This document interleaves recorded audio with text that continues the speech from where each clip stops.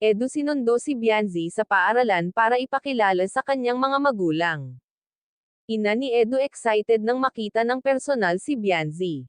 Bago ko ipagpatuloy ang maiksing reaction video na ito, hiling ko lang na patapusin ang panonood nito para malaman ang nilalaman nito, at kung bago ka pa lang sa munting channel na ito, paki-subscribe para lagi kang updated sa video ng mga kalingap.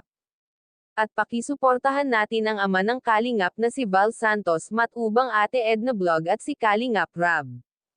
Isang mapagpalang araw sa inyong lahat mga kalingap, at shoutout nga pala sa patuloy na sumusuporta sa aking YouTube channel, lalong-lalo na sa mga viewers natin na walang sawang nanonood at sumusuporta. Salamat!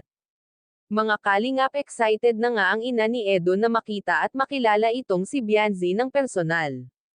Napakabuti ng ina ni Edo dahil hindi ito namimili ng babae para sa anak nila.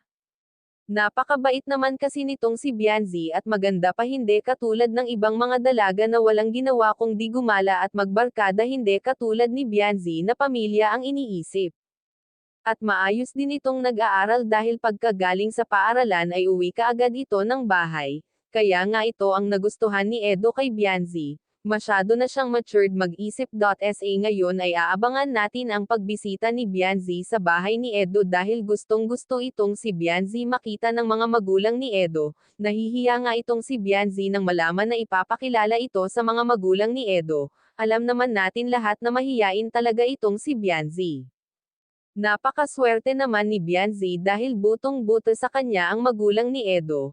Kahit naman si Edo ay swerte din kay Bianzi dahil bukod sa mabait ito ay marunong sa mga gawaing bahay, hindi katulad ng ibang kababaihan na puro cellphone ang inaatupag at pagbarkada. Hanggang dito na lang ang update ko mga kalingap, maraming salamat at God bless sa inyong lahat.